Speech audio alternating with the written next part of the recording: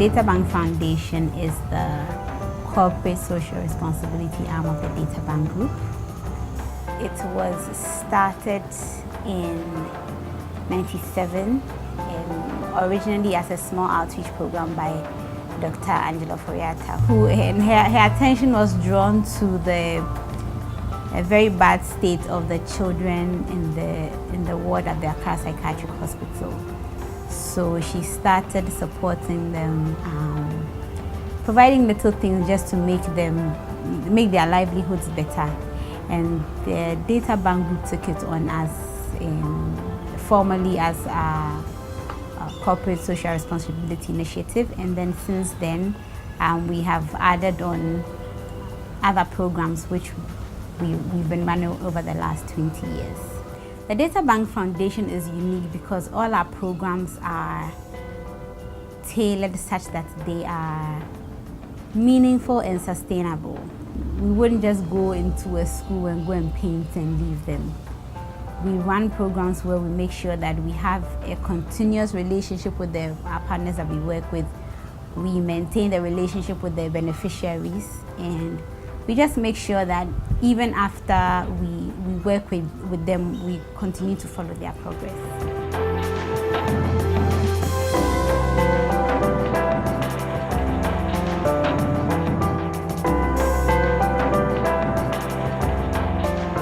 So, when we began, the conditions weren't that great in the children's ward.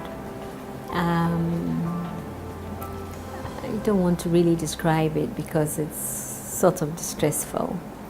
It was a very bare environment, and it wasn't sanitary, and we thought that both the children and the staff were unhappy. We had a volunteer from Holland, and she was very good. She worked with us to get a grant from the Netherlands embassy. It wasn't a big grant, but it was enough to whet everybody's appetite. But let's say that we got the environment changed to make it more comfortable, and then we got more volunteers in from Holland to structure the activities on the ward a little bit and work with the nurses. And then we got some Ghanaian volunteers in as well to work alongside the Dutch volunteers. And then we phased the Dutch volunteers out eventually. And then the Databank staff began to be more involved with excursions and so forth and so on.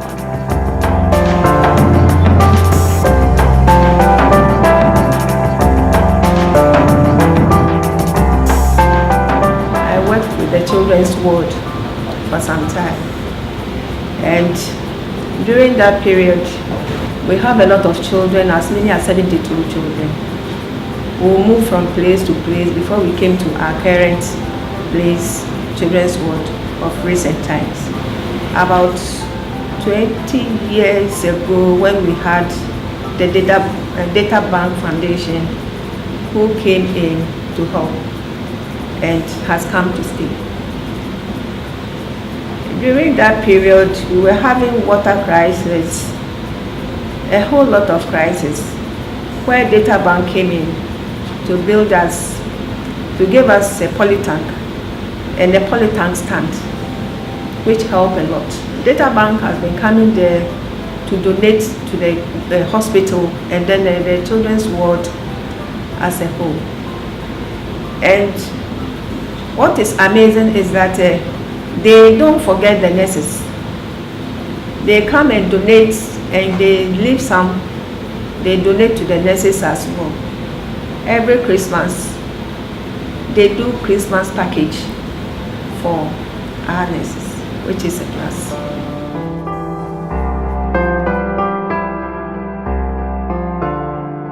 I would like to see would like us to bring in a specialist who works with non-verbal handicapped children, and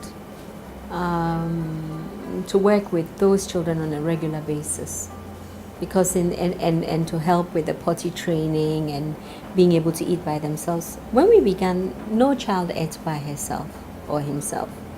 They were just spoon-fed by the staff.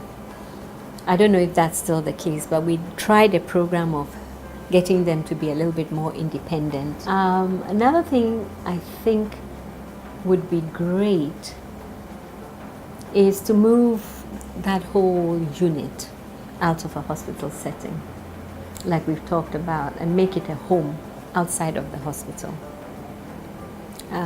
so that they live in relatively better social setting, so there's more love, less of a medical approach to this.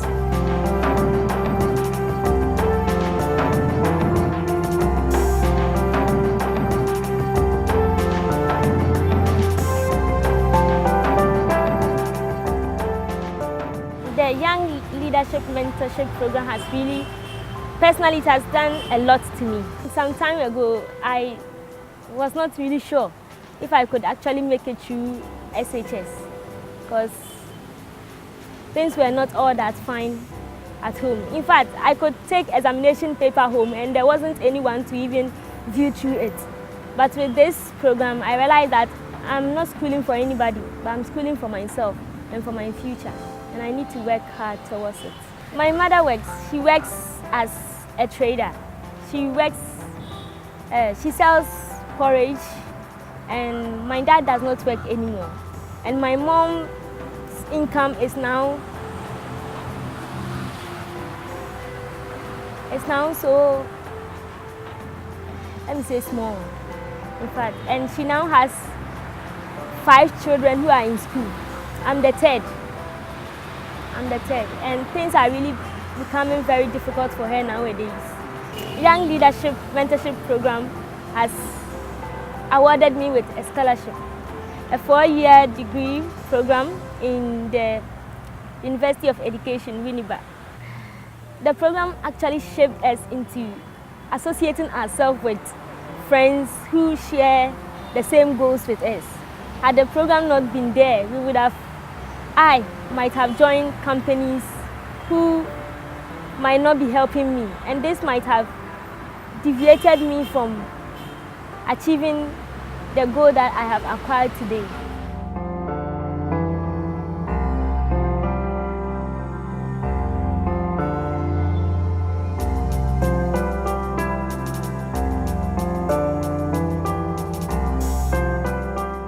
The Redate has been put together as a literacy part of Databank Foundation CSR, and that is focusing more on children in primary schools. The focus of the program is more towards teaching them the basic sounding of the alphabet. And we see that this is very important because it's when you go to the public schools, you will notice that for JHS or the higher levels, you will notice that the English language is a problem, it's a major problem for them. And therefore we saw the need to at least start from the basics, and that is why we moved to primary 1 and then 2 to focus there and then give them that uplift. And it is the most recent project by Databank Foundation, started in 2016. The Redate is being done in 4 schools. And the schools we have Grey Memorial, we have Amugi, we have Calvary 1 and 2, Calvary Methodist 1 and 2. And for each of these schools, we do for primary 1 and then primary 2. And the class size, averagely, we are looking at between 30 and 40. Yes. And this is for Accra. The program this year also started in Takoradi, where we are running it at Sarasaki Anglican Primary. And there the class size is almost 60. Yes, this is primary 1, 60 students. The foundation is hoping to, at a point, have what we call book corners in the classroom, so that we don't have to go to the schools with the books and bring them back. but then we will have books in each classes for these children. And even the long term is to be able to give them books for them to carry home.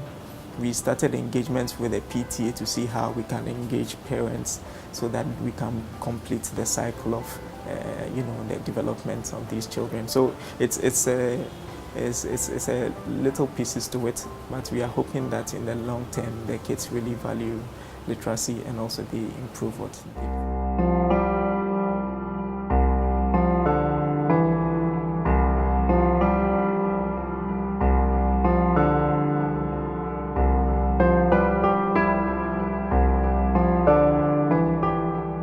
Well, it was really a nice experience, yes, to actually grow from a less, let me say, a deprived community, Zongo to be precise, and doing something small in your small corner and it being recognized. You know, it actually means a lot to me and those around me. Yeah. So I got in connection with Databank through my school. So out of the thousands, 5 of us were actually singled out to compete amongst ourselves. Yeah. And fast forward, he called me that, you know, based on from the people they selected, my profile has been shortlisted. I said, really? That one? So, you know, well, then it means I had to sit up, you know. Then from that instance, I realized, no, then there is something in what I was doing. It now goes beyond passion. It goes to, it moves a step further from just being a passion to rather impacting into people's lives. Because if someone has actually seen amongst the lot and my profile has been singled out based on the project I'm doing, then it means I need to really take a critical look at what I was doing. The project I submitted were projects that I have done before. You know, it's called the Read Camp, a project that seeks to train young people in reading and writing skills. And it started way back in 2015, where we trained close to about 150 children. And then in 2016, we trained 300. Now, after the training we had from Databank, I realized, no, then this is something that we actually need to do on a very larger scale. And trust me, we trained close to about 526 children in this year's 2017 Read Camp, and it was massive. It was massive because aside just increasing the number of volunteers we had, we then had to extend the Read Camp period from the 1 week to 3 weeks.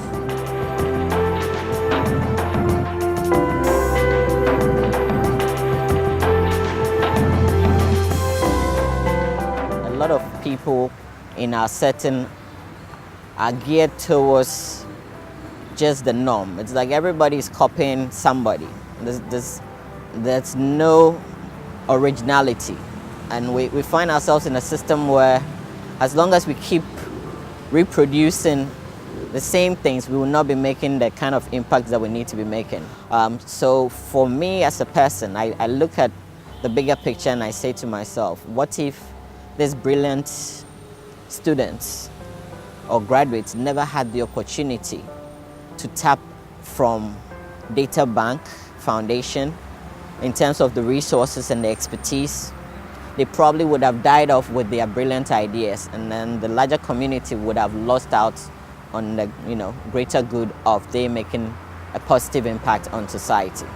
So as I keep telling the people around, it has become a huge competition among the students because they've realized that this is not an opportunity to find a job. It's an opportunity to create jobs. And therefore, if you have the opportunity to be your own boss or your own manager, I think that's the biggest feeling that anybody can strive for.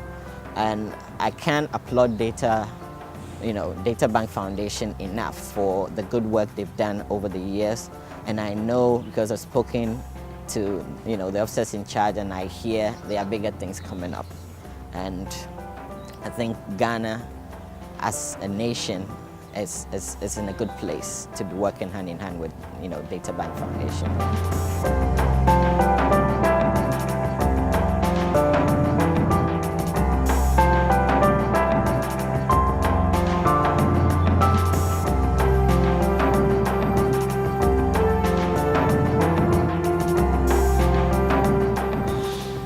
My experience with the Africa Leadership Initiative is really based around two things. One is the seminars that we did, which were phenomenal. Just being in a room with 19 other people, reading some very interesting things and having some very interesting conversations about the good society. And the second was the connection that we built after the seminars. And so whether it's us getting together just to talk about Ghana, to talk about moving things forward in Ghana, or meeting at the Action Forum in Aspen, those connections have been very useful, very important, very inspiring to reconnect with people and sort of energize each other and keep each other motivated and inspired. My Aliwa project is Ashesi University. This is a project that I started it actually shortly before I joined Aliwa, and so Ashesi and Aliwa for me have sort of grown together, and it has become sort of an all-consuming project for me. This is my full-time job. We've gone through the startup years of it and the difficulties of that to some really significant achievements, and I've had the tremendous pleasure of seeing and pride of seeing my students graduate and go out and make a big difference, not only in Ghana but in West Africa and in other parts of Africa now.